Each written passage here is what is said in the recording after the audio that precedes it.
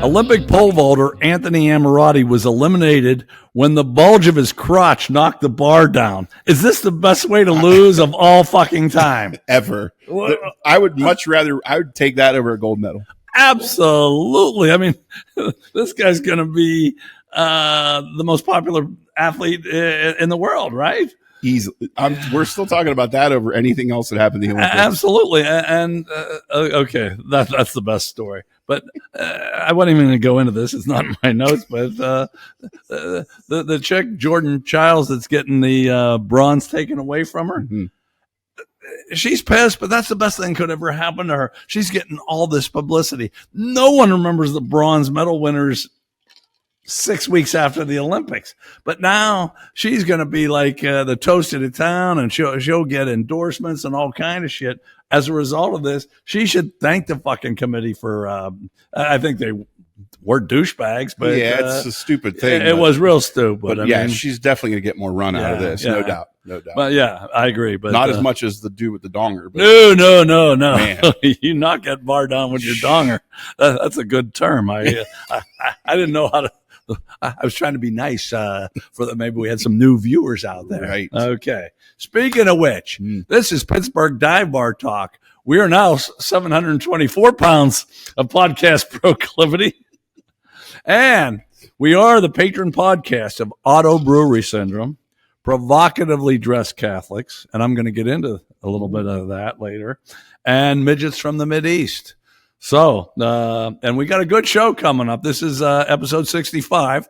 That's not the number, that's the name, right? That's right. Episode 65. We're going to talk about our athletic feats. We got facts of the week.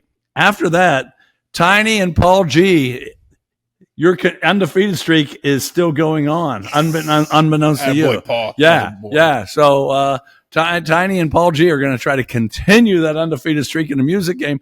And I think this is good news for you. I think for you, the movie game's going to get harder and the music game's going to get easier. Ooh. Because now we're all on me on music.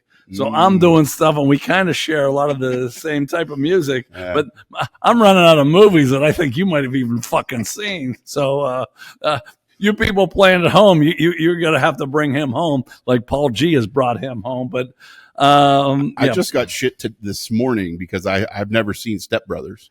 Really? And they're like, you can't, like, I've never seen it. Damn. Anyway. What the fuck's the matter with you? Okay. After we watch him trying to stay undefeated with Paul G, and I emphasize Paul G on that undefeated team, I'm pissed at so many things. I'm not even sure what I'm going to talk about today. And then we have a good Would You Rather, and we end up, not only, you don't know this, it's not Yogi Berra's turn but I have a Yogi Berra. This is thanks to one of our listeners. Oh, nice.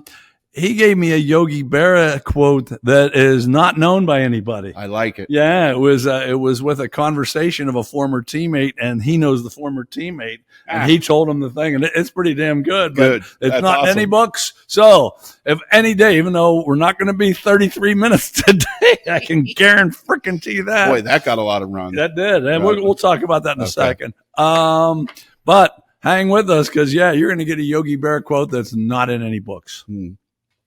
Okay, real quick, website, lots of new photos up there, mostly of me, so that's why you should want to check it out. We're going one more week with your favorite foods at a dive bar, and then we're going to switch it next week, but one more week. So if you haven't participated, your favorite foods that you like to order at a dive bar. I saw you finally turned yours in. That's right. And that is fried pickles really your favorite, or is that just because we just had them? That's because you gave me so much shit Thursday at beer night about my fried pickles with our friend Bob. Okay, that he bought. Yeah. You didn't fucking buy them. Okay, I'll get into beer night then. We did have a good beer night. Real good. We actually had Chaz show up and two Bobs. Yeah. And let's see. One Bob didn't stay too damn long and then admitted to our face that he doesn't listen to this show. Right. So Yeah, thanks for nothing. Why the fuck was he even there? Yeah, go fuck yourself. Real. Now, I will say one thing. He threw $20 into the pot, and I don't think he ate and drank $20 worth, and even close, right? I don't think he made it through the second pitcher. Oh, I don't think so either. No. Okay, so, well, okay, we were saying bad shit about him, but no, come on back, Bob, if you're, or anyone else out there. If you're willing to throw in $20 and you don't make it to the second pitcher, although he must have made it to the second pitcher because he was there for the first round of food. Oh, that's true. Yeah, that's so fair. that must have been through 2 pitchers, I would hope. I would hope, yeah unless we were really pussies. And speaking of that, I know that's a bad segue, isn't it? Although with all the shit you say, oh, I said some shit last week. You did. You should have got shit for that. I don't know if you did. I don't know that I did. Okay, nobody watched.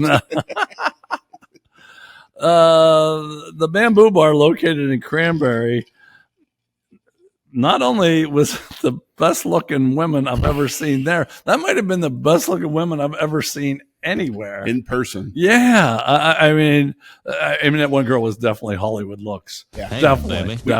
And she stopped 4 of us in our. Oh, we couldn't. We were all talking, and all of us stopped. So you can't even give it was just me because it was everybody. No, yeah. And then the other highlight of was Tiny got a flat tire. I don't know how much you want to talk about that. I don't know how interesting it is. It took me 3.5 hours to make it 48 miles. That tells you all you need to know. I texted you. I didn't even text you till after I got home. I think I ate a little bit. I think I passed out for a while. I think I got up again, and then I started getting ready for bed, and I thought, I'll text Tiny. You weren't even close to being home yet. And by the way, you did ask me, do you tip a tow truck driver? And I gave a couple opinions. Did you tip him? I did. Did you? Yeah. How much? I tipped him a 20. Did you? Yeah. I mean, he was there. Now, there were 3 different instances in this case. Not to completely digress here, but, he was one of 3 different things to get me home. And he had 2 hours invested, so yeah. Oh, yeah. Okay. All right. And he had to sit with you for 2 hours. That means so. I think I had to sit with him for 2 hours. Was he appreciative of his tip? I think so. Okay. Yeah. Okay. I always hate it when you tip and it's like they expect it. You know? No, I understand because we had a guy. What the fuck did he came to our house and did something? Oh, he serviced our air conditioning heating units. And we weren't sure, but we gave him something, and he was very appreciative at least. So that makes you feel a little bit better. Sure. I always feel like these tow truck guys feel like they're getting fucked over by AAA. So that was my logic for doing it. No, and you did spend a lot of time with them. Right. Okay, moving on because we got a lot of shit here. And okay, you see, this is different color ink on the wrong side of the card. Of course. Huckamuck fuck. No. Tiny, I had this, and I had this whole thing written out, and he wasn't in there. Then just yesterday, I get a thing from People Magazine in my inbox. He and Megan I think as we speak, they're in Colombia, and they're touting this education thing for kids. Guess who's not with them? They're fucking kids. Their kids are not with them. They're going to all these different cities and they're hobnobbing with the president and all this fucking shit. Yeah. And no, their kids aren't with them. I just don't understand that. Fuck those two. That's all I can say. All right, I'm going to move on. Please do. Okay. Can you tell? I got a haircut. I noticed right away. Okay, did you? All right. Well, I noticed go ahead. Okay. My barber's been the same barber for 31 years. Wow. 2 Minute Tony. And he's getting a little older now because he's older than I am. I don't know how he's keeping going. But he used to, 2 Minute Tony got his nickname because you get your haircut in 2 minutes. And that's just how it was. Yeah. Sometimes if there were people waiting, it was a minute and a half. But anyway, I was in that part of town, so I said I'll go get my hair cut. I haven't had it cut in it was early December, late November. Wow. Yeah, it's been a while. But we started talking, and he's been a barber since 1969. Yeah, and I don't think he started right out of high school either. That shows Wow. you. Yeah, but okay. A couple things about 2 Minute Tony because I love this guy. First, there's still no prices on his wall. You just pay him whatever you want. Yeah. And if someone new comes in, he'll just say, "Well, what can you give me?" Wow. So, okay, two more things about 2 Minute Tony. I love that no price thing. Yes. So what do you pay him? I give him. For a normal haircut, it's probably not a lot, but for what he's used to getting, like this time I gave him $30. Oh, geez. Oh, and he talking about appreciative, and I'll get to how appreciative, but I have this one other story first that I need to get through. Okay, when I first started 2 Minute Tony, he was in another building, and then he had to find a new building. And there's a rule: you have to have a bathroom. And that's why it was very tough for him to find a place. Okay. And he finally found this real thin room. It's just he just does it by himself, one chair. And there is a bathroom in the back. Well, I had come from somewhere else. I was on the other side of town. And I said, Tony, can I use your bathroom? And he kind of mumbled under his. So he goes back, and I hear him flush. And then I go back to pee. And there's still shit in the toilet. Oh. This is the only place in the country that I accept that. And I kind of enjoyed it. Because no one uses it. You have to duck down underneath piping to get into the damn thing. And then I peed and I flushed, and it went around pretty nicely, and the pee went down, but nothing solid. So the next person got to enjoy the same thing that I did. But like I said, only 2 Minute Tony's the only place that I kind of embraced it. I actually have several barber stories, but so I know we're short on time. I won't get into it. I'll just do a shout out to Bill Tesh, my old barber.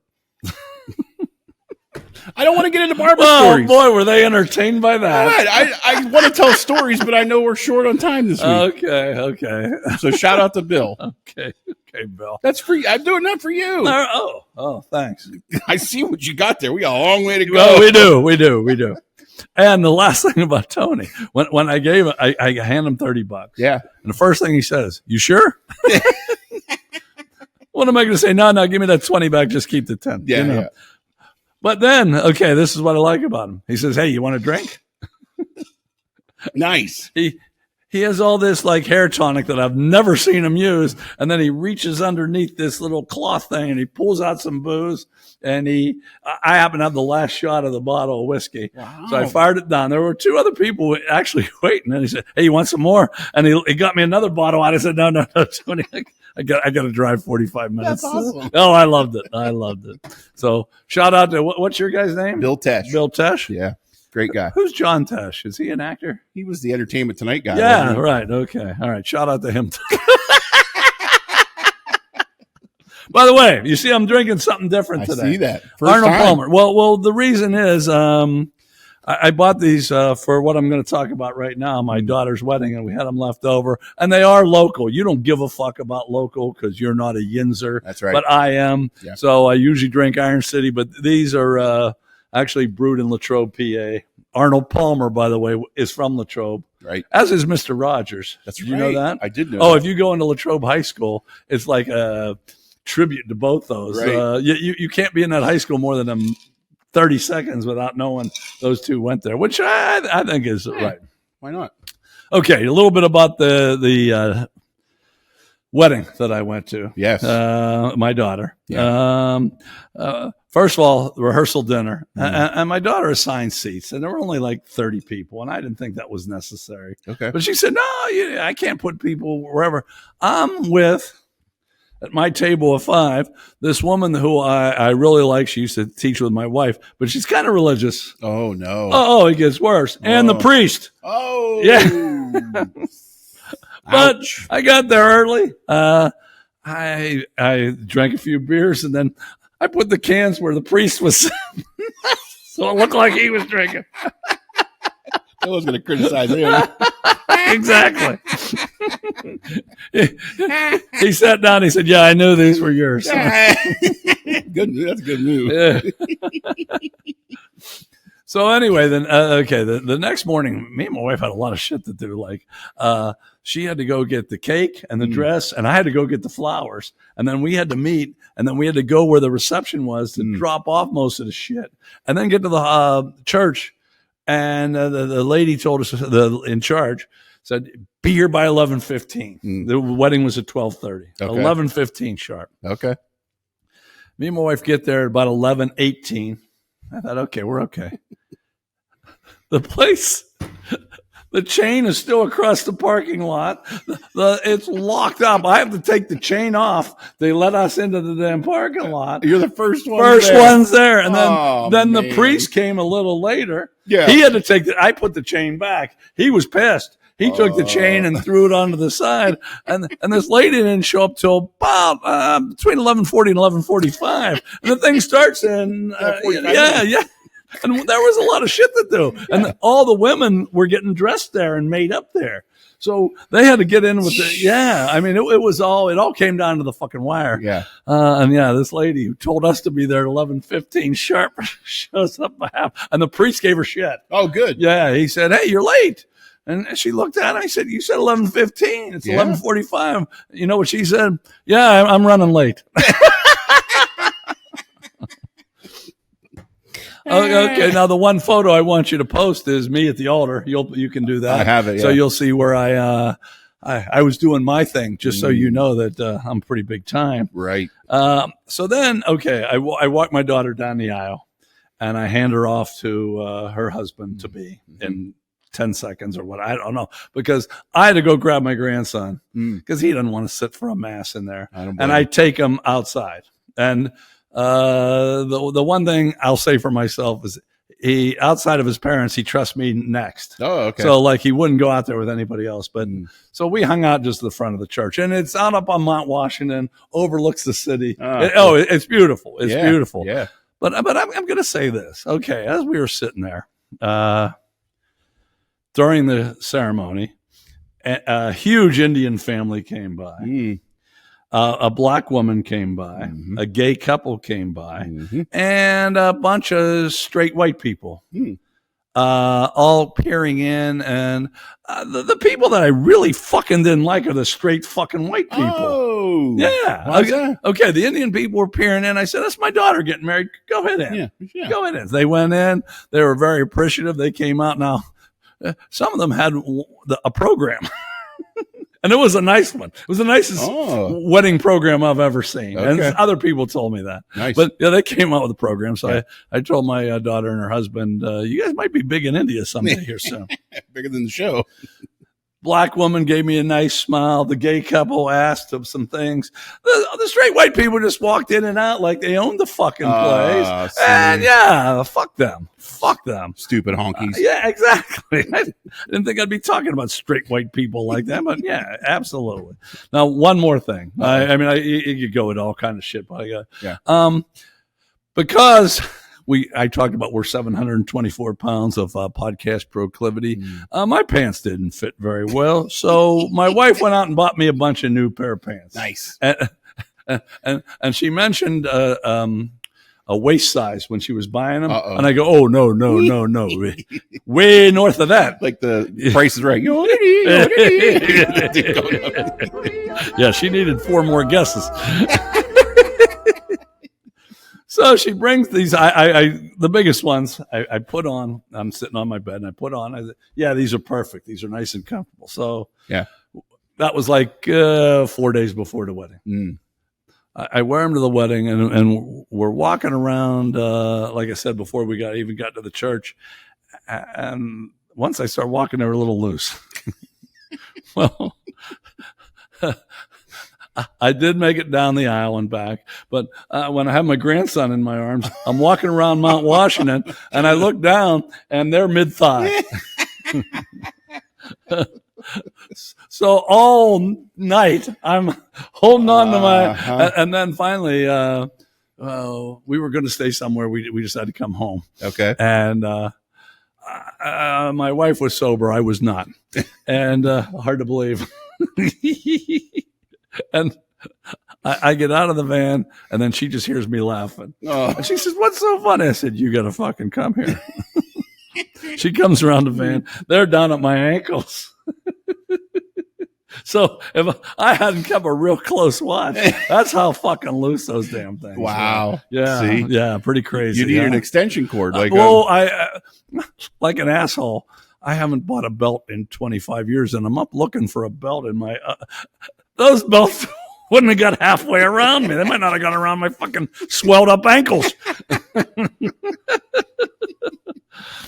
And then we're in the middle of a street in Lawrenceville when I found out that's where the reception was. Yeah. When I found out, oh man, these are really loose. I go outside looking for a place that sells belts. I mean, there's a gas station, I think it Hertz Rent-A-Car. I wasn't going to find a belt there. And we were, as it turned out, we weren't that late getting to the church because that fucking bitch didn't get there. But I thought we were going to late. I said, come on, we got to go. We got to go. Okay. That's my, wow. I'm going to keep moving on. Yeah. There's more people. There's more. Man. How many are you joining so far? Awesome. Okay, this is another picture you could put up. This past Tuesday, I went to the opening of a cigar bar. Ooh, I sent you that photo, right? With me and Donnie Iris. You did. And it's named after him. It's called the King Cool Cigar Bar now. Ah. There's always been a cigar bar there, but they shut it down, and now it's reopened. Mm-hmm. But while I was there, I ran into an old friend of mine who was a tremendous basketball coach, but he's retired, and now he happens to work at a cigar shop in Swickley. And he tells me he runs into someone that's for 2 years was the national cigar smoking champion. That's exactly what I said. What do you do with that? And I said, what is it, like Joey Chestnut? And he started laughing. He said, that's exactly what I started calling him. But so do you have any idea, or you have any idea how you become a cigar smoking champion? No. I didn't either. It's not Joey Chestnut shit. It's almost just the opposite. It's how long you can puff on that cigar without it, but it can't go out. If it goes out, you lose. Yeah, and you can't mess with it anyway. I guess when they have these competitions, everyone gets the exact same cigar. Okay, and they watch pretty close for them. They're not allowed to flick or anything like that. I don't know if that would help or not, but they watch them real close. But they have to, if it goes out, they're done. Yeah. But they see how long the cigar can go. I'd never heard of this before. What a stupid. Yeah. Very stupid. Very stupid. Like, really? I know. Apparently the guy did a 3.5 hour. Oh, and the winner gets it's sponsored by some major cigar. I can't remember the major cigar place. Okay. Yeah. You get to pick 11 friends to go on like a 1-day Mediterranean cruise, and you get $10,000. Oh, wow. It's all the cigars and booze. Wow. Pretty nice. Huh? Yeah, that'd be nice. I'm working on my slow cigar smoking now. So we'll just wait and see if I can. I'm not going to make it the way what I see over there. This will never make the show today. I think I've said this before. I don't even light it during the first segment because I talk too fucking much, and I know that. Yeah. So this will be lit, but it usually goes out about 6 times a show. So I'm not there yet as far as being a champion. Yeah.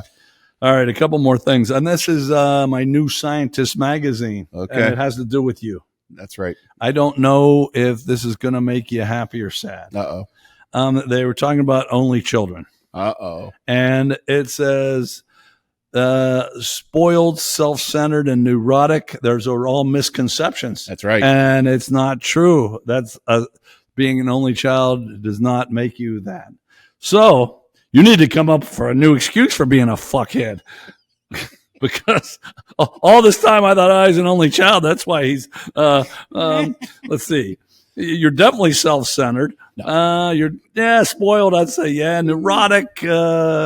You're fucking rude, I'll tell you that much. I didn't get into that at beer night, how we needed one more chair, and he brought out a table for 6 and hogged it up so other people couldn't fucking sit there that night. Yeah, so you're definitely rude, but do you have anything to say about the only child syndrome? There's definitely a stigma there that doesn't exist, I'm sure. Well, that's what it said. Yeah. That's what it said. So what's your excuse for being a douchebag? Oh, no, I'm a pillar in the community.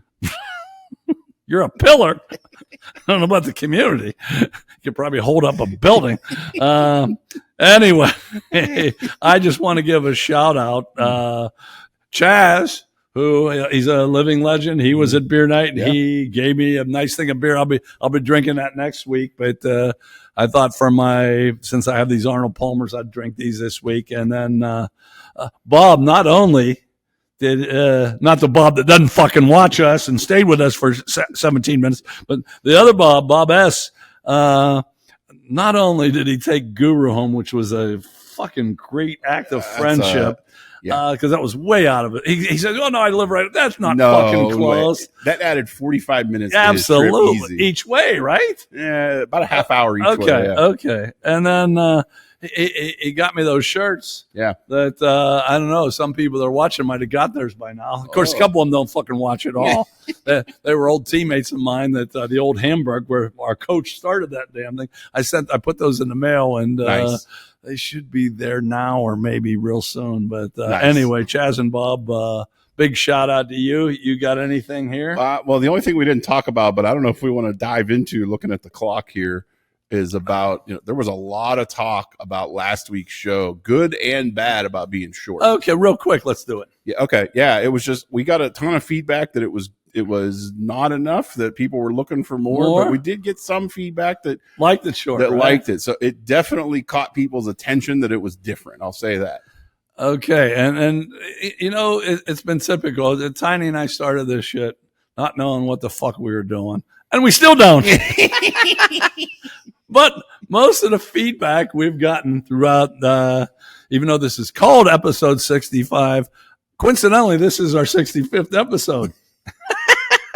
But anyway, almost all the feedback we've got are on both sides of the damn Absolutely. thing. We've learned nothing from the feedback because it's so opposite. That's right. You need to do this. You need to do that. Yes. Don't do this. You need to do more of this segment because it's my this segment's my favorite. Well, we've heard that about almost every segment. Right. And don't do that segment. Everyone hates that shit. Yeah. Do less of that one. Yeah. So what we're going to do is what the fuck we want to do. But what I think, especially with football season coming up, I think usually when we do a long and a short, it means we had to do two in one weekend. And we tried to do two longs in one weekend and we get too drunk at the end. So I would say in the next... I got too drunk on one long one and one Yeah, you were. You were.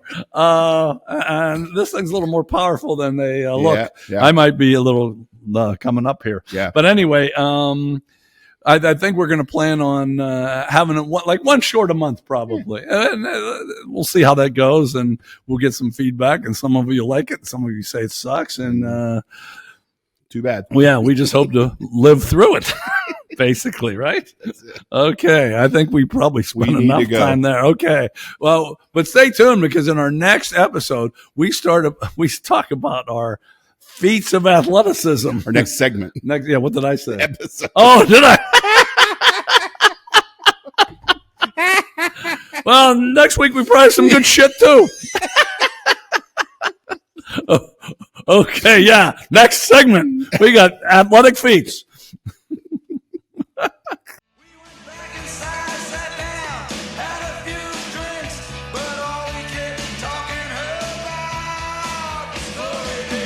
Welcome back to Pittsburgh Dive Bar Talk. The same episode, it's just a different segment. By the way, that's Tiny. I'm the Prince of Pittsburgh. I don't remember. Last week we were doing the show and we were talking about athletic feats, and we said, okay, we'll talk about that next week. I have no freaking clue how that came up. Do you? I think it originally came up at our social outing. Was where we first talked about it, wasn't it? No, fuck no. I think we talked. No, it was on the show last week. We talked last week too, but I'm telling you, we talked about this at some other point. What social outing? In Pittsburgh, the Pirates game. At the tailgate? Yeah. Okay, if you say so. I'm not saying for sure, but I know we've discussed it before anyway. Anyway, we're going to talk about athletic feats. And this should be a real short segment because neither of us have really done all that much, but somehow this is going to be longer than it should be. Probably, yes. Okay, well, since I have my cigar lit, I'm going to turn it over to you. Okay, so the first one, My senior year of high school football, we broke a 27-game losing streak, which at the time was the longest in Mercer County history. It started, we were in my freshman year, we started out 3-0 and proceeded to lose the next 7. Okay. And then sophomore, junior, we didn't come close. Okay. We actually even scheduled an extra game my junior year against a team from Ohio. We went there and played and lost like 13-9. And so then like the third or fourth game into this, my senior year, we broke the streak at 27. I will say one thing. And for any of you that have been on a shit team, I've coached a lot of shit teams. When you're mediocre, the wins aren't as satisfying. But when you're lousy and you win one, it is such a great feeling. Yes. So like if you go 7-12, nothing's that satisfying. Right. But if you go 1-18, that one win was Yes. like the best thing ever. So I'm with you on. Did you make any good plays in that game? Maybe actually. So we had a set where I played at fullback. We ran the ball 90. They didn't hand the ball to you, did they? Well, there's always that what if, right? We got down into the inside the 10. And I actually ended up getting a cramp in my leg, and they had to sub me out. The coach told me at the time I was going to get the ball, but you know how that goes. Sure, whatever. I wasn't in for the series because I was out on the sideline. You weren't be the refrigerator. You would be the semi-truck freezing cab. We ran the wishbone, so I mean, there's a chance. You know. I hope you were that first option. Yeah, so we ended up going 5-4 that year. Oh, you did? We had a winning season, which was only one of like 4 in like the last 20 years or something like that. Man. So that was a big deal. The other I'll segue to the other football story. Okay. And this is more of like a embarrassing thing, right? We were supposed to do one good and one bad, right? Do whatever the fuck you want. Well, you talked about something. No, okay. I did say that. So my senior year, we played a team, Southington, Ohio. And they had a girl on their offensive line. And this is 1994, so it was a different time then. I was harassed because, we only had 25 kids. You're playing both ways. And I was a defensive tackle. My coach harassed me for the entire fucking week about grabbing this chick playing defensive line, and like grabbing her. And was she any good? No, she was terrible. Okay. Yeah, and he gave me, and everybody, everybody made fun of me the whole week because she played left guard and I was right tackle. So like, oh, you're going to be lined up against this chick the whole time. And I got so much shit that week for that kind of stuff. So it's fun to talk about now, but like, it was like embarrassing. Did you win the game? We did, yeah. And did you pancake her a few times? I dropped an interception on a screen pass. I was smart enough to stay home. And it hit me right in the fucking hands, and I dropped it. That might have been better because if you were running the ball, then it even looked fucking worse. That was our homecoming game. We won our homecoming game, yeah. And then just the other real quick one, shot put. This isn't necessarily one story, but I went undefeated my senior season in dual meets in track, yeah, shot put. Oh wow! And then of course everything has that but. Oh, so you know how track works, where to qualify for states, you can throw the distance during the regular meets, but you actually have to throw the qualifying distance at districts. So I threw 50 feet was the minimum then to qualify for states, and I had thrown that a couple different times. I won a invitational and came in second at 2 others that year. Well, you should. There was no weight limit, I'm sure. No, not for shot. So I get to districts. And my first throw at districts, I dislocate my finger. And when I threw, it hurt so bad. I was like, oh, fuck. And the judge is like, I can disqualify you for that. I'm like, dude, I just dislocated my finger. I can't hold it at this point. You do whatever the fuck you want. And of course, then I didn't qualify because I didn't throw. I threw like 46 something. Did you try more with a dislocated finger? I threw a second one and it went like 30 feet. I was like, okay, I can't do it. So there you go. That's my stories. So is that a good one or a bad one? Well, it's always both, right? Yeah, absolutely. Because real quick. No, it won't be that fucking quick. It never is. basketball was my main sport, and what was always a real good feeling is if you were kind of holding the ball toward the end, and then you beat your man and you scored, and you knew that was the hoop that kind of clinched it. Yep. Like scoring at the end is a bigger rush to win the game, but it's kind of nice to be able to enjoy it for a while. Like when you put the hoop in and you're running back, and you know, okay, that's the game. Unfortunately, though, if you play it as long as I did, the other way happens a lot too. So I just thought I'd bring up basketball real quick because that was my main sport. But no, my two greatest victories were both one was intramurals and one wasn't even intramurals. We had 2 ping pong tables in the dorm. Where when I went to Kent, and I didn't go to class too much, particularly the second year. Even the first year, I didn't go all that often. But I was at the ping pong table quite a bit, and we did have this one. I guess he was Chinese, Japanese, same thing. Yeah, who's the better ping pong players? Chinese, right? Yeah, sure. Yeah, okay. So he was Chinese, and he was too good to play with us at the tables. Yeah. So he would always just walk by and kind of be smug and all that shit. But like anything else, I was down there so often, I was getting pretty good. Okay. Because I'd been playing so much. And he happened to come by the table and said, okay, I'll fuck it. Someone gave him some shit, said you should try him. And I had seen him play before one time, so I knew his favorite shot, and I knew I could take that away. Ooh. I end up, we play 5 games, and it gets around the dorm that I'm fucking beating Tommy Chop Chop is what we call him. At least not offensive. We had like a balcony. Yeah. And the place was packed. That's awesome. It was packed. And I beat him 4 out of 5 games. Oh. Yeah. Oh, and he was so pissed. He put a hole in the damn wall. Nice. He bitched at me. This is a shitty ball you're using, but he never played on the tables again. Nice. Because he was so fucking embarrassed. Yeah. So that was a huge... I remember playing a basketball game after that at Kent, and someone yelled down from the stands, you should stick to ping pong, DeVenzio. I took that as a compliment. Okay, a few years later, I'm playing in the badminton tournament. Oh, jeez. And this wasn't even the finals. This was, I forget it was the quarters of the semis. And I'm playing this guy, and we played best of 3 to 11. I lose the first game. The second game, I'm losing 10-1. Oh. And I come back and beat that fucker. Holy shit, in badminton. 12-10. And then I beat him the third game, 11-0. So I put up 22 straight points. Well, he was so disgusted with himself. He had given up by the third game was easy. Yeah. But the game where I couldn't fuck up, that was kind of tough. And I felt real good about that. So when you get on a run, do you talk shit and stuff and that kind of thing? No, because I can't talk shit.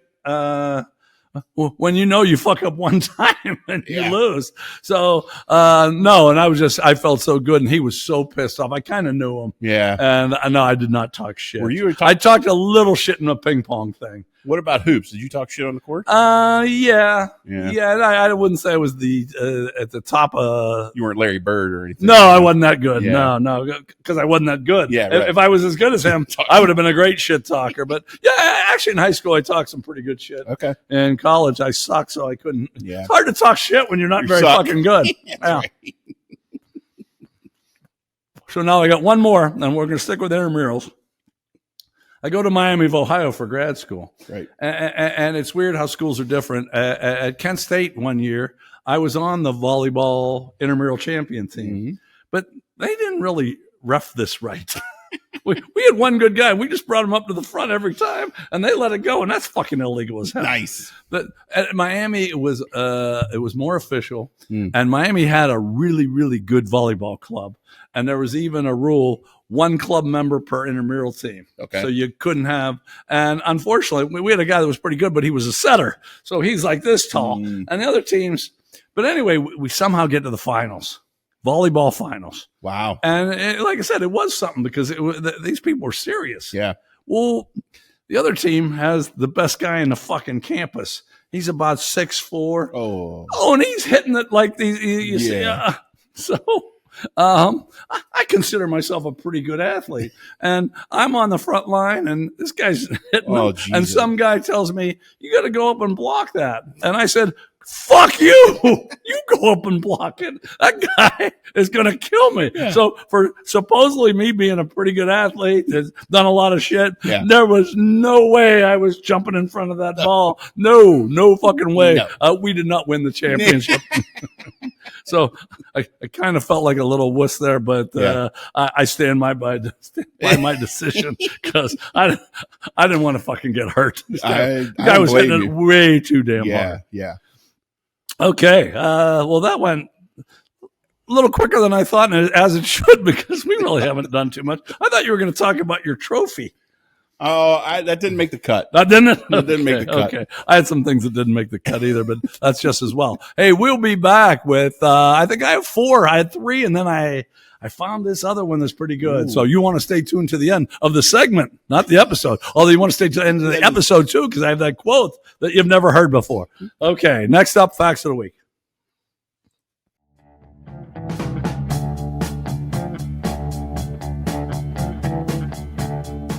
Welcome back. Pittsburgh Dive Bar Talk. These are Facts of the Week. I had 3, but I found this other good one. This is 4. But this first one, you may want to be part of this.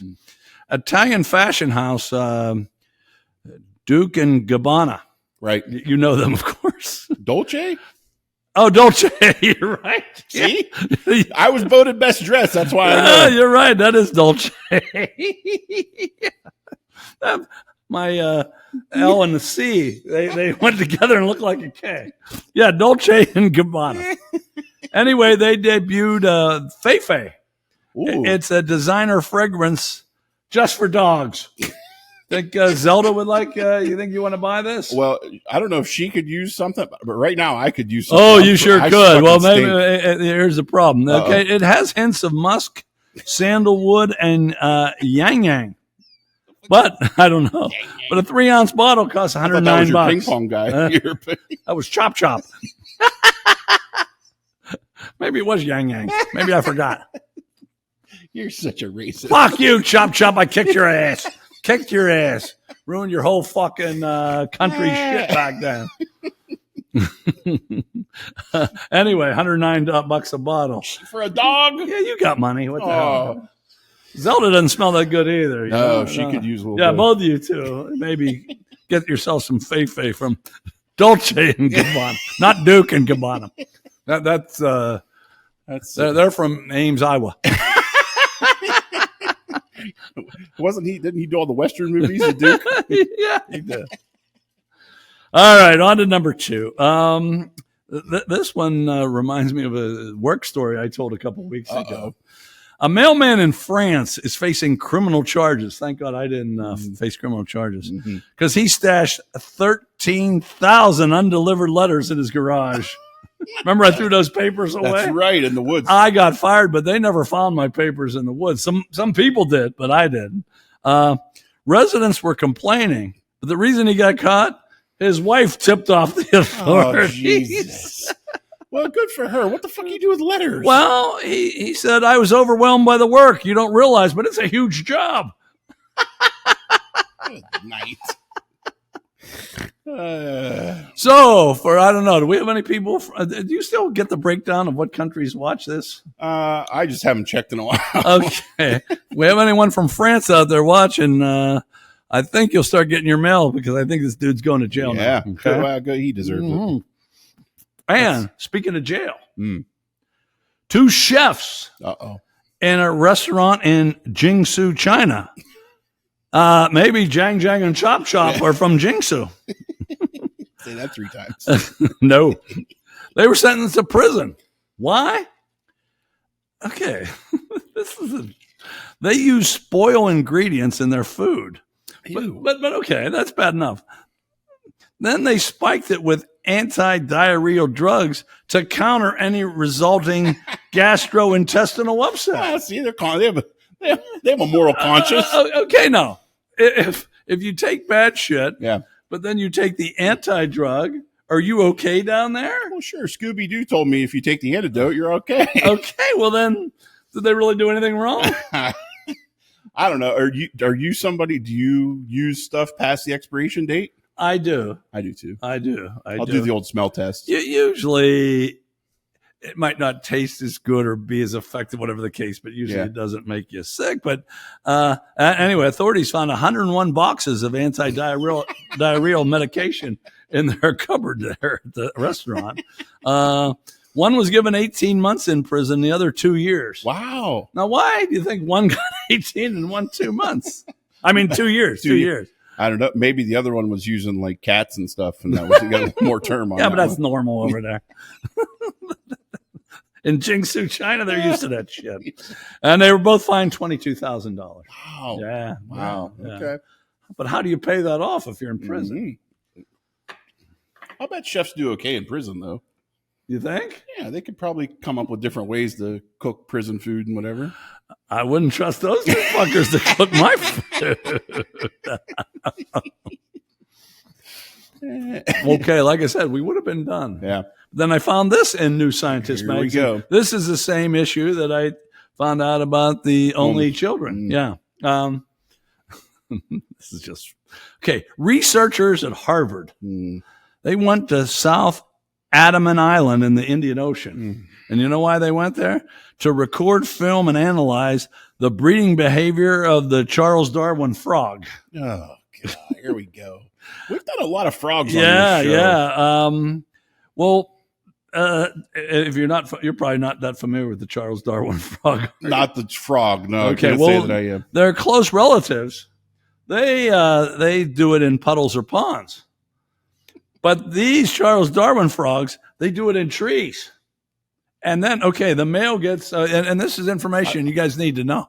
I've done it on trails before, but never in the puddles and ponds. Oh, I'll bet you've done it in a puddle or pond. I guarantee you haven't done it in a tree because that sapling would be fucking cracked in half. Anyway, the male gets on the chick's back and starts going. And by the way, what was the pig orgasm? 30 minutes? Something like that, yeah. This mating can last hours or sometime even days. Wow, good for them. But now the chick then somehow turns in the middle of it so she can see where her eggs go in the tree, but she wants to do it so when they hatch, the tadpoles, they go into the water. Wow. Why wouldn't they just do it in the puddle or the pond? Doesn't that make it a lot fucking easier for the poor tadpoles? You would think that's, smarter, not harder. Or do you think screwing in trees are better? What do you think? I don't know. I like I said, I've done it on trails, but trees, I think just get to where you got to go. Okay, well, thank you for that feedback. That was just 3 pages before the only child story. To tell you the truth. New Scientist magazine. I'm going to keep bringing in shit from there. Don't you worry. I wonder if subscriptions are up since our show. They're probably spiking. All right. In the next segment, we have the movie and the music game, and we see if Tiny and Paul G can stay undefeated.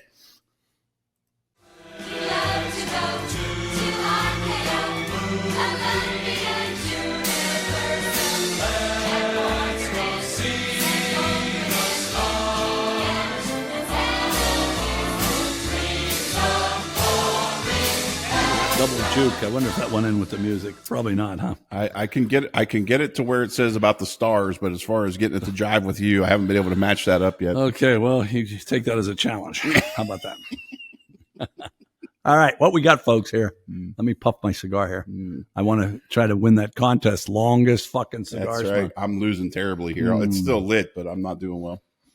Well, then you are doing well, aren't you? If it's still lit. Yeah. Okay.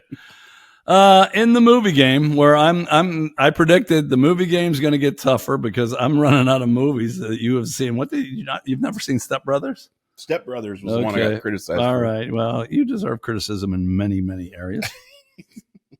But the music game is going to get easier because I ran out of that magazine. So now those are all on me. Okay. So that should make it a little easier. Every once in a while, I'm going to throw you a curve, though. Okay. All right, this movie, in the movie game, I give you character. See if you can get it. I don't think you're going to get this one, but I would hope you've seen this movie. Okay. I would hope you've seen this movie. So Okay, here we go. Ian Faith. Oof. How you doing so far? Nope. Anybody have it out there? Get your home version Bullshit. out. And remember, you could always pause if you want to think about it a little bit. You can always pause that. That's legal in the home version. Don't cheat, though. No, don't fucking cheat. Jeez, anyone can do that. Yeah. Okay, how about David St. Hubbins? Ian Faith and David St. Hubbins. Wow. Nothing. Okay, how about Stumpy Peppies? If I don't know on that, I'm never getting it. Wow. I don't think he was a real big character, but I had to That's put a that great one name. in. You know, I've watched that. I gotta tell you, I hate to admit this. I've watched this movie, not for a while though. I need to see it again. Okay. I wouldn't get it off of these people. Okay. Derek Smalls. So we have Ian Faith, David St. Hubbins, Stumpy Peppies, and Derek Smalls. And our last two, these are the two biggest stars. Okay. Nigel Tufnell. That rings a bell. Does it? I bet. And Marty DeBurgi.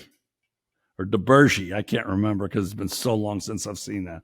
Ian Faith, David St. Hubbins, Stumpy Peppies, Derek Smalls, Nigel Tufnell, Marty DeBurgi.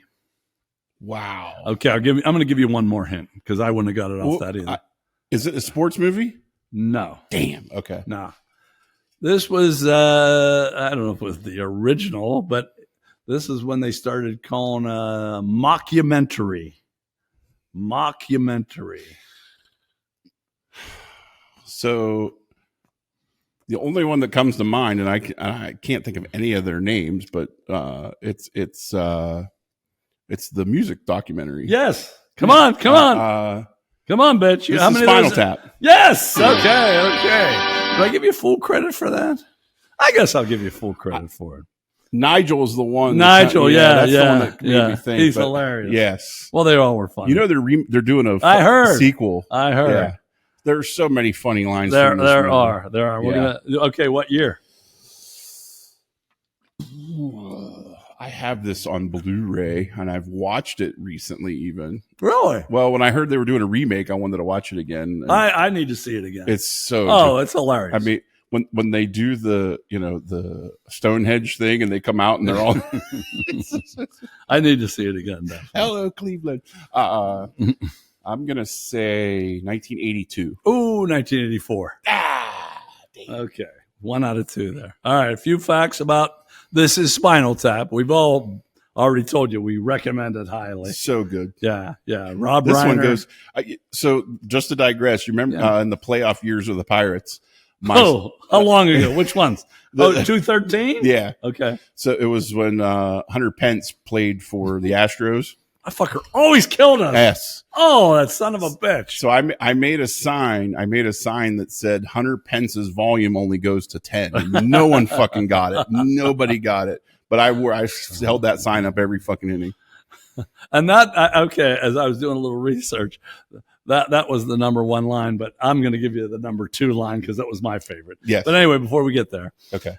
No one wanted to back this. They sent the thing to I believe it. Studio after studio. They all said no, and finally Norman Lear said, "I'll give you $2 million." Wow. So that was the budget. Wow. And it made 4.7. Well. So it made money. It's it made cult money. classic. Exactly. Oh my God. I think it was like this podcast. They weren't doing it to make money, you know.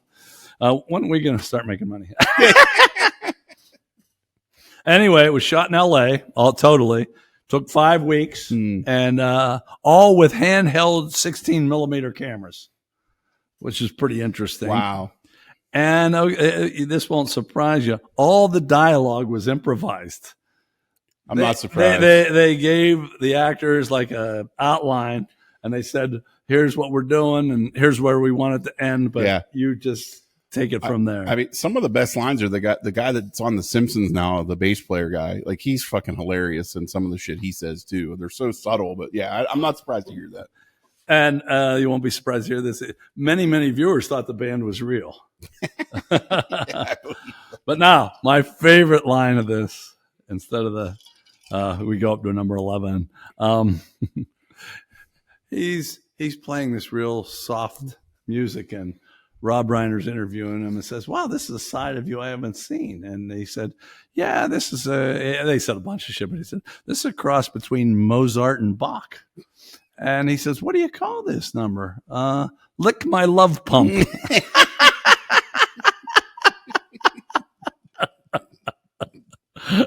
So this is Spinal Tap. There is another one going to come out, but if you can see, the first one is definitely worth your while.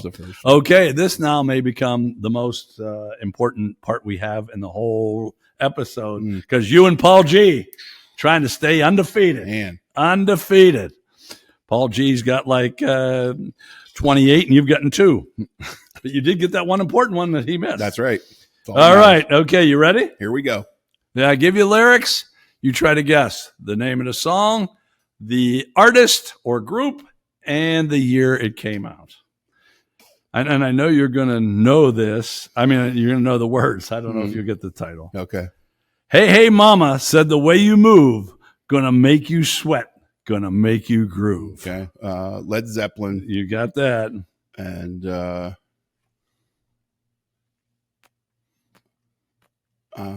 Paul G. I hope. Is it Black Dog? Yeah. Okay. Pressure's off, Paul G. You don't even have to get this one. Black Dog, Led Zeppelin. Give me a year. I can pick. This is the album cover with the guy with the wings, isn't it? I don't know. No, that's not enough. You're the album guy. That's the label. Is this Zoso album? I don't fucking know. You just guessing goddamn year. We're doing a podcast. Listen, I got to go through I got to show the people my thought process. They don't want to see your thought process. I'll say 74. 71. 71. Still, you got 3 out of 5. I did. For you, that's way above average. And you and Paul G keep the streak going. And I don't usually have comments about the song, but it's called Black Dog for no good reason. Okay. Except I just heard this on Sirius the other day. There was like a black dog running around when they came up with the idea for this song.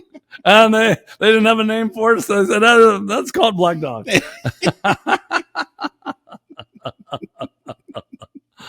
So there you go. Okay, you better tune in next week to see if Paul G and Tiny can keep it up, their undefeated streak in the music game.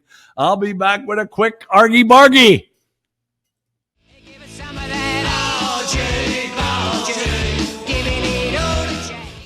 I've mentioned before I'm a big Pirate fan, and I watch them through thick and thin, but this past week I turned it off for one of the first times, not because they've lost 10 in a row, but because one of their fat tubs of goo wouldn't run out the damn ball. And I know this is a problem in all baseball, but it doesn't have to be for my fucking team. I don't put up with that. So I did some research. Our fat tub of goo, I prorated his salary. He makes $8,000 per at bat, but when I took out his 72 strikeouts and 9 home runs, he's only had to run like 200 times. That's $11,000, over $11,000 per bat. And he can't run 30 yards down to the damn first baseline. Run, you fat fuck, run! I had to give you more. It's only been a year. Now I've got my foot through the door, and I ain't going nowhere. It took You know how I tell you sometime we're funnier off the air? Well, I was last segment. Last segment in between you were, but he just farted. And you can imagine, just take a look at him for a second. You can imagine his farts don't smell too good. So, this is supposedly our best segment. Yeah, but it's not going to be the best for me now, you know. You started off badly. Okay. This is Would You Rather. And each week we change it up. And on the Would You Rather weeks, we just pit 2 women against each other, and I send out a survey. We had good, lot of people respond this week. Oh, good. And it's Gwen Stefani versus Fergie, and I'll hold off on who wins till the end. How about that? Oh, usually I say it at the beginning, don't I? You do. This is intrigue, people. So I like it. So you'll stay. I'm on the edge of my seat. Okay. Now I will read some comments before I give the results. Okay, more comments were for Gwen. One of our viewers met Gwen Oh, at the Super Bowl. how about that? And said she's real hot, but didn't seem very smart, which is every guy's dream, right? Even better. Absolutely. This guy said, not sure why. Going with SAT advice, go with your first thought. So it was close for him. He went with, okay, this guy said, Gwen? Yeah, with Okay, Gwen. These okay. are all for Gwen. Go ahead. Gorgeous 50-something. He said, I can't chase those 20-somethings anymore. I know this guy. He can't chase 50-somethings anymore. Sorry. Yeah, that's past. For me, too. Yeah. This person, actually, two people said this. For some reason, I wrote it down twice. Real close to each other, too. Something scary about Fergie. Really? That's what they said. I don't get that That's at all. what they said. This guy said, tough between the two. I see 6 orifices of delight, but he'll go with Gwen. He's a living legend, by the way. Okay. Okay, and I think you'll know who this is from. He picked Stefani. Her perky little titters and tight poop chute make my yogurt cannon ready to fire.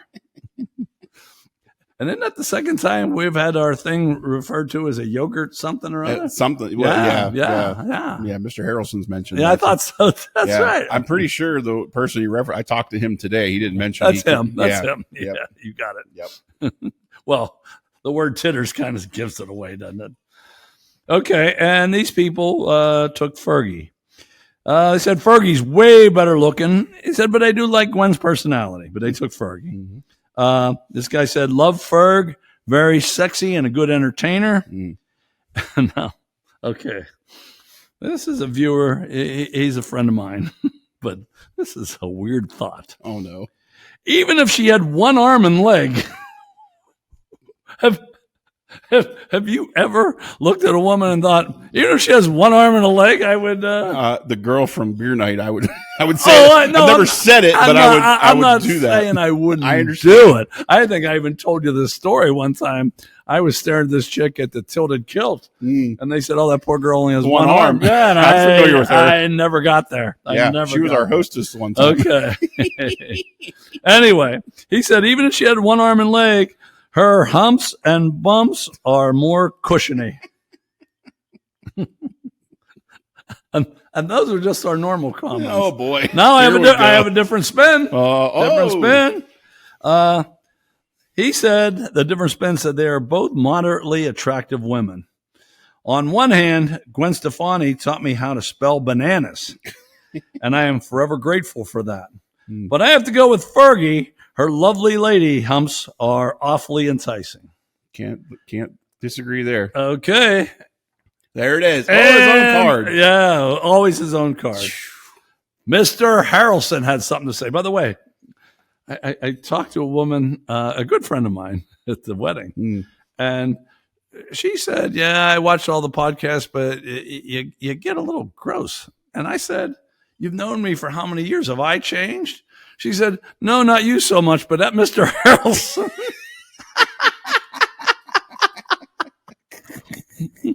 He's a bad influence. That's why. Yeah. Oh, yeah, and all these people, we don't say this shit. You viewers say it. He's corrupted me. I'm going to put it on record that Mr. Harrelson corrupted me. Okay. So here's what Mr. Harrelson had to say.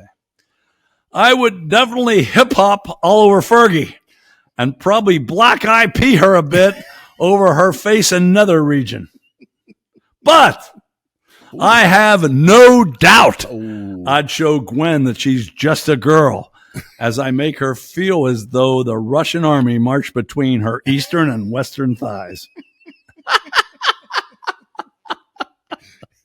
It would take me forever to come up with that. Once again, Mr. Harrelson and the rest of the people's comments are way better than what we do, but I don't feel I feel like that takes the pressure off us for this segment. Absolutely. Because that's all we need. That's it. Yeah. Okay, so we'll go with your vote and my vote, and then I'll give you the results. So I've said in previous episodes how I should do my homework in advance, and I actually did this time. On these two? I did. Damn. And this is an instance where I forgot how hot Fergie was. However, Gwen Stefani in her day before, like before she kind of went mainstream. Uh-huh. She was on my okay list before Olivia Munn was. It was her and Stacy Keibler. You're okay list with your wife? Well, yeah, Really? she was. Yeah, Gwen Stefani? that's right. Damn. So I'm gonna, because it's our show, I'm gonna put the caveat that it's old Gwen Stefani. Okay. Like, you because just- she, once she went mainstream, I feel like she changed her look. Now she just looks like everybody else in Hollywood. So I'm going with like old school. Old Gwen. Yeah. Okay. I once again I picked these two because I like them both. Mhm.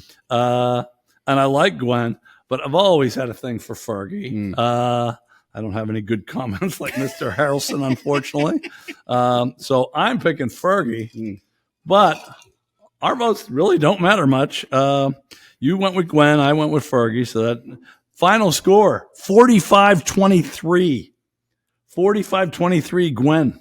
Wow. Yeah, Wow, I that should have been way close. I did not expect the blow. Not at all. And actually, Fergie got a bunch toward the end. Like my one buddy that works at a bar, he gave me 13 votes at once, and it was 7-6. And so it was even. I'm really surprised by No, that. me too. Me too. Wow. Yeah. You think it was? You think the pictures had anything to do? Because I Well, tried to find comparable pics there. Okay, I thought on the picture you put up, and I'm guessing you're going to put it up again. I'll put some more up too. Okay, but I thought it was a little bit toward Gwen, but I didn't have a problem with it because everyone knows these two, so you shouldn't go by the pick. You should go by your thought process. Yeah. So I didn't have the trouble when you have a pick and I don't think they know them, then maybe you can influence. But I think everyone knew these two, so. They just like Gwen a whole hell of a lot more than Fergie. 45-23. So Gwen moves up in that tournament that we may or may not have. And Fergie goes into that list of one day when I'm going to go through Chile and shit like that. should be there. Yeah, exactly. All right. So don't leave yet, because not only do we have some deep questions on Samurai Chatter that he actually did his homework on better than me, then remember, we have that Yogi Berra comment that no one knows. I believe in UFOs. That's what gets me every time. Let's decide and go. Welcome back to Samurai Chatter. That's the first time I mentioned that all In that tone. by name. Yeah, by right. name. Yeah. Okay. So we're going to get deep, and he's actually, Tiny actually prepared for this more than I did, and you're going to be able to tell, I think, because I don't have very good answers, but he probably won't either. And then we finish with a quote, of course, as we always do. So without further ado, and you play at home too. You don't just play at home on the movie and the music version. You can play at home on the Would You Rather version, and you can play at home on this. And like I say, feel free to stop, pause, and think about your answer. But don't cheat. That's right. Yeah, don't be looking shit up. Not that you could. Okay. If you were invisible for a day, what would you do? Now, I'm going to be honest with you here. We just now got one person in our live studio audience, and basically I gave her this question, and she said she'd be a live studio audience invisible. Isn't that basically what she said? That was the answer for Oh, yeah. okay. I think it's a good. It's better than my answer. Oh, it's way better than mine. I really don't have one yet. I'm hoping whatever you say sparks, and we're having a big storm here. So if we go out in the middle, no one will care. No one will care. That's somebody telling us something. Exactly. Cut this off. Okay. Wrap it up. If you're invisible for a day, what would you do? I have two answers. All right. The first was the first one that popped in my head. I'm a known conspiracy theorist, and the first thing that comes to mind, I would go to DC. I want to know about the Kennedy assassination. It's always been a big one for me, and I'll be dead before I know what they know. So I want to go and figure out. I want to read all the locked up files about Kennedy. Okay. Now here's the deal. Just because you're invisible, Yeah. can you unlock shit? I'll find a way. Because I'm very stealthy. I asked this question to my daughter weeks ago, Mhm. and she was going to get money from a bank. Mm. But I said, I don't know that you can walk through a safe when you're invisible. That's can a you? big. That's a And bad one and too. I don't know the answer to that. That's a bad one. I'll tell you. Having worked at a branch, the branch I used to work at, we never had more than like 60 grand in the branch at Really? any point in time. So like that don't bother, because if you get busted, you're going to, that's a federal Yeah, you're offense. invisible though. You should- But that's not that much money. no, you're right. It's That's- not. it's It's not. Don't do that one. Okay. Yeah. All right. What's your second? My answer? other one,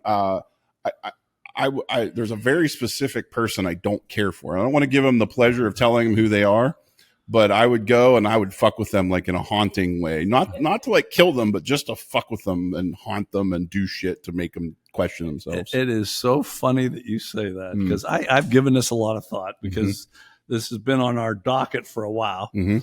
And mine is very similar. There is one person in the world that I really, really, really dislike.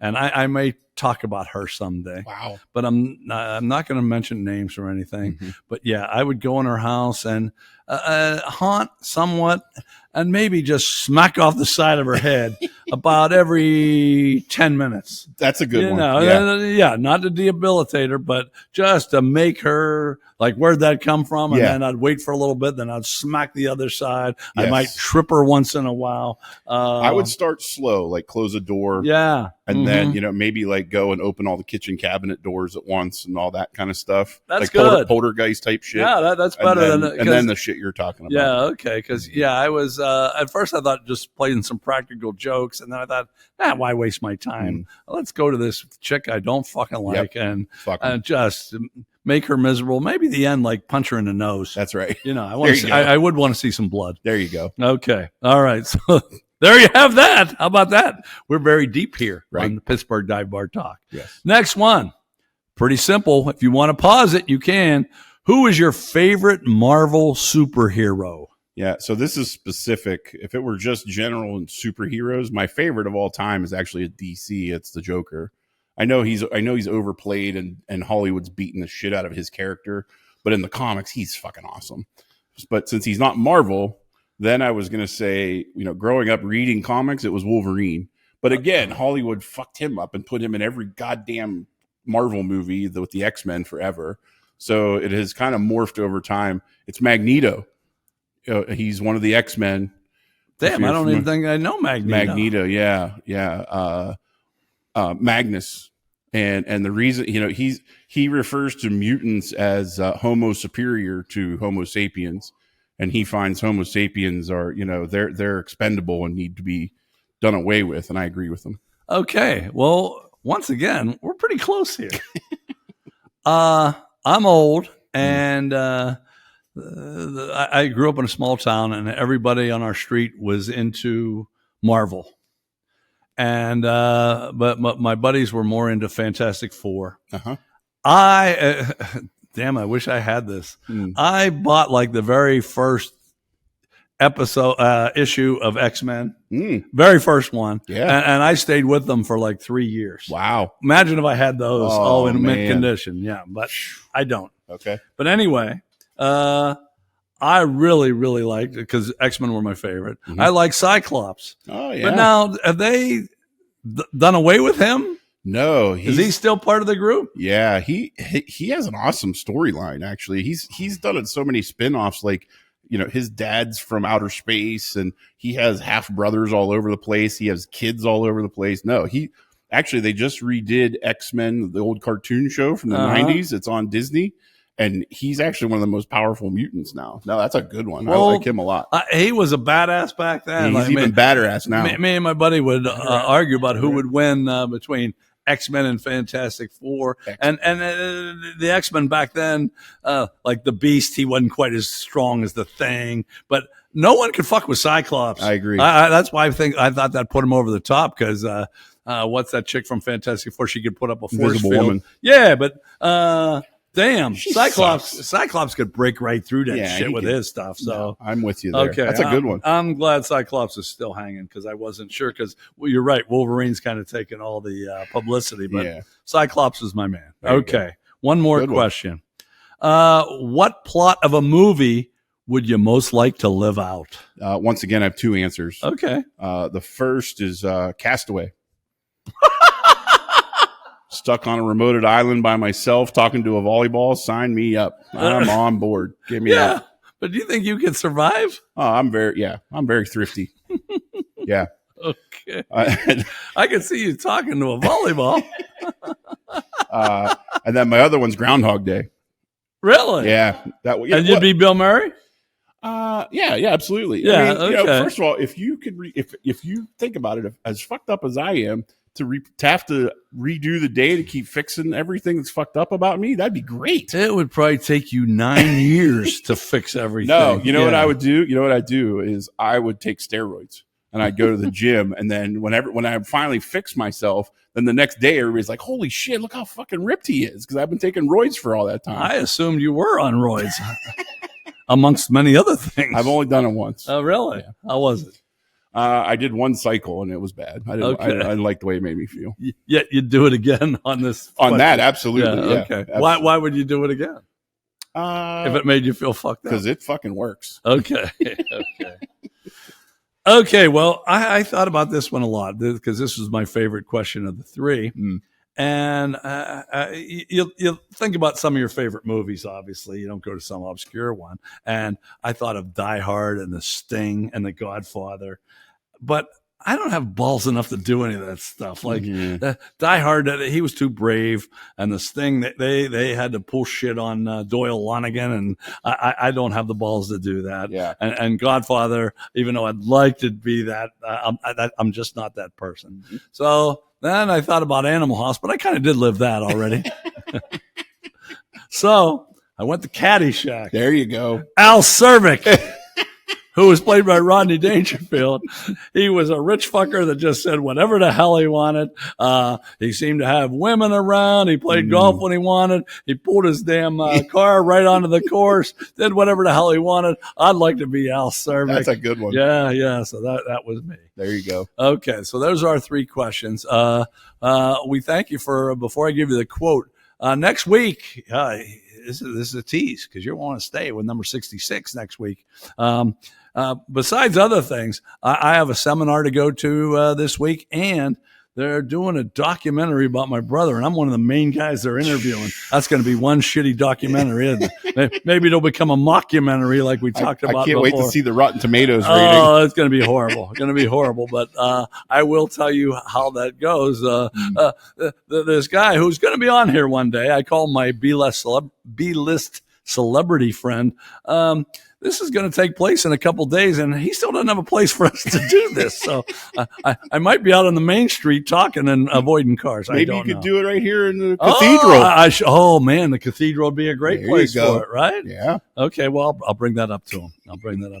Okay, what I promised you at the very beginning was a Yogi Berra quote. It's not his turn, but I had to do this week because one of our viewers, who is a living legend, told me this, and this is not in a book or anything else. He had lunch with one of Yogi's old teammates. That's awesome. Bobby Richardson, who was a great second baseman. Okay. Great second baseman. And he had lunch with Yogi once. That's cool. And they're talking, and this was back when, I don't know if you remember, Yogi did Aflac commercials. I do. You remember it? I do. Okay. And this is what I'm going to tell you is true.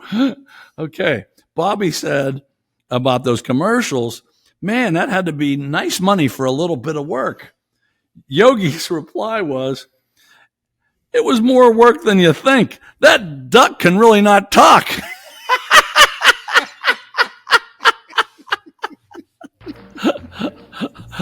True story. Okay, that is wraps up number 65. Like I said, come back with us for number 66. We glad you joined us, and we'll try to give you some more shit next week. Thank you. And it keeps it out of sight.